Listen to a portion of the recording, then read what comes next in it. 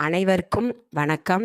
இந்த தற்போது பெஞ்ச மழைங்கிறது ரொம்ப முக்கியம்தான். இந்த தற்போது பெஞ்ச மழையில் நெற்பயிரெலாம் பாவம் அப்படியே அழுகி போயிடுச்சுன்னு விவசாயிலாம் ரொம்ப வருத்தப்படுறாங்க. அதை பார்த்தா ரொம்ப சங்கடமாக இருக்குது. ஒரு விளைச்சலுங்கிறது எவ்வளோ கஷ்டப்பட்டு விளைவிப்பாங்க. அதனால் தயவு செஞ்சு இதை உணர்ந்து சயின்டிஸ்ட்டு அரசாங்கத்தை மட்டும் நம்ம குறை சொல்ல முடியாது. இந்த நெல் மூட்டையை விளைவிக்கிறதே பெருசு, நெல் விளையிறதே பெருசு. தண்ணி இல்லாமல் நெல் கருகி போச்சு. இப்போ நெல் இவ்வளவு நெல் விளைஞ்சு ஆயிரக்கணக்கான ஏக்கர் அப்படியே பயிரெல்லாம் நாசமாச்சுன்னா அப்படியே கண்ணில் தண்ணி வருது. நம்மளாம் எவ்வளவு பெரிய இடத்துல இருந்தாலும் சாதம் 2 நாளைக்கு மேலே சாதம் சாப்பிடலாம் நமக்கு பைத்தியம் பிடிச்சிடும். அதனால் உணவு ரொம்ப ரொம்ப முக்கியம்.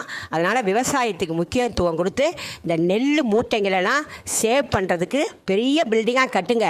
இதுக்கு உறுதுணையாக இருங்க. இதை கட்டுங்க. பெரிய சிட்டிலலாம் வித்தியாசமாக கட்டடமாக தோண்டி தோண்டி தேவையில்லாத கட்டடமாக கட்டுறோம்.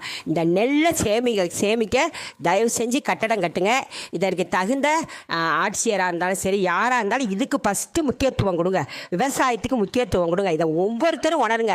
நம்ம டவுனில் இருக்கோம், நம்ம அதை கண்டுக்காமல் இருக்கக்கூடாது. அப்படியே பாவமாக இருக்குது. டிவியில் பார்த்தா கையில் நெல்லை வச்சுட்டு சங்கடமாக இருக்குது. அது நமக்காக தான் அவங்க உழைக்கிறாங்க. அதை உணர்ந்து ஒவ்வொருத்தரும் குரல் கொடுத்து முடிஞ்சால் கூடுமான வரைக்கும் டெல்டா மாவட்டம், எல்லா மாவட்டம், விழுப்புரம் மாவட்டம், எல்லா மாவட்டத்திலையும் நெல்லை சேமிக்க கிடங்க. எவ்வளோ உதவி செய்ய முடியுமோ அனைவரும் உதவி செஞ்சு கட்டடத்தை நெல் சேமிக்கிறதுக்கு ஃபஸ்ட்டு நெல் சேமிக்க கட்டடம் கட்டுங்க. அதுக்கு முக்கியத்துவம் கொடுங்க. இதை தயவு செஞ்சு புரிஞ்சு ஒவ்வொருத்தரும் டவுனில் இருக்கவங்க எல்லாரும் முக்கியத்துவம் கொடுத்து நெல் மூட்டையை சேமிக்க கண்டிப்பாக நம்மளால் முடிஞ்ச உதவியை, நம்மளால் முடிஞ்ச தொகையை கொடுத்து அரசாங்கத்துக்கு துணையாக இருந்து மாவட்ட ஆட்சியர் எல்லாரும் இதுக்கு உறுதுணையாக இருந்து இந்த கட்டடம் கட்டுறதுக்கு ஃபஸ்ட்டு இதுக்கு முக்கியத்துவம் கொடுங்க. அதை புரிஞ்சுக்கங்க.